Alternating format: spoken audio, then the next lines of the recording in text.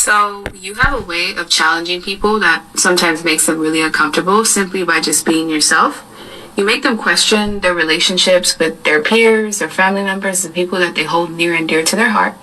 And you also make people consider taking more risks, or at least evaluating the risk that they have already taken, because of the fact that you do tend to have the energy of someone who's very curious, who's intellectual, someone who investigates or even dissects a lot of situations, people, and dynamics. And at times, you cause people to feel left out in the cold, to realize that they've been taken for granted, that they've been unappreciated, because these realizations do come with an energy of self-reflection.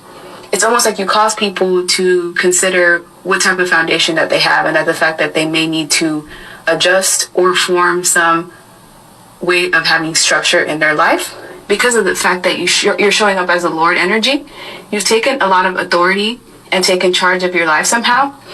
And you also know what your self-worth is, and you may even have a lot of high expectations, not just for you, but for other people around you.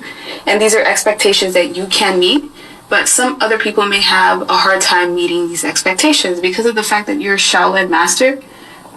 You've mastered certain aspects in your life that make you someone who knows what they're talking about. It's like you can walk the walk, but you also talk the talk. You take action and you back up your belief systems and the things that you believe wholeheartedly. So you give people gifts.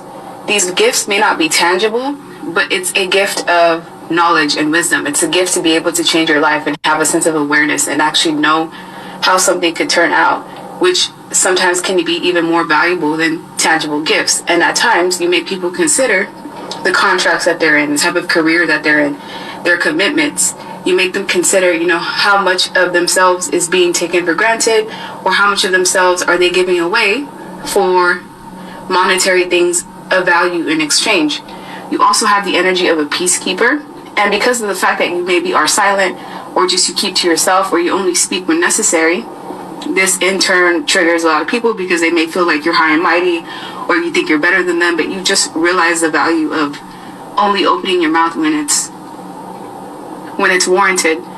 And you also have the energy of a guardian angel, so you're not alone. You have a lot of spirits, ancestors, and just beings that guide you, that have guided your life throughout basically this lifetime, and they've given you a lot of gems. They've given you a lot of knowledge, wisdom, downloads that have worked in your life, and these are also things that you can translate to other people if they're willing to listen, because most people take what you have to say personally. They start to feel guarded around you. They feel like you may be even a threat to their happiness, to their joy, all because of the fact that you're simply not, you don't have the same restrictions that other people have. It's like you don't listen to what society or the programming tells you have to do. You choose your own path.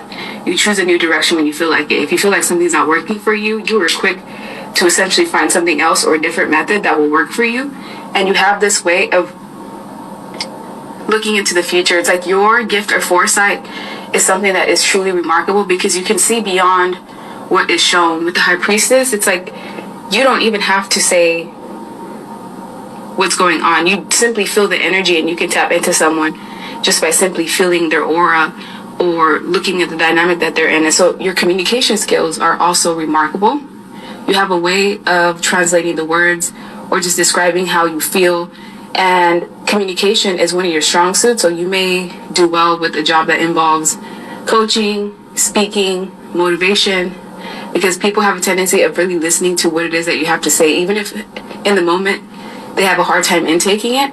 In hindsight, they realize that everything that you told them had truth to it, and it was also something that if they applied would have worked in their favor. So those people that do apply the wisdom and knowledge and advice you give them, their life elevates, and the ones that choose not to, they remain stagnant.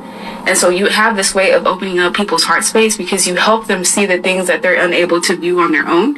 Their subconscious mind also gets opened up, and they see things from a completely different perspective that they would not have seen had you not relayed that information to them. So in a way, you have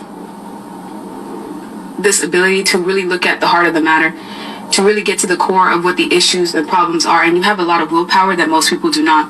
You are your biggest motivator. You get yourself to do a lot of things that people have a hard time doing, and you may not even have any motivation or people around you that are encouraging you. It's simply just a power within you, where you wake up every day and you have this need to complete this purpose or just to do certain tasks. And it's because of the fact that your willpower is very strong. You also give people an open mind. So where other people see obstacles and blockages, you see opportunity and you see a way of like learning or a chance to grow. And this is also what creates a shift in people's dynamics, which is why you tend to meet people at times when they feel closed off or in moments in their life where they feel like they don't have any other option or way out. And you also help them get out of this Five of Pentacles left out in the cold energy. So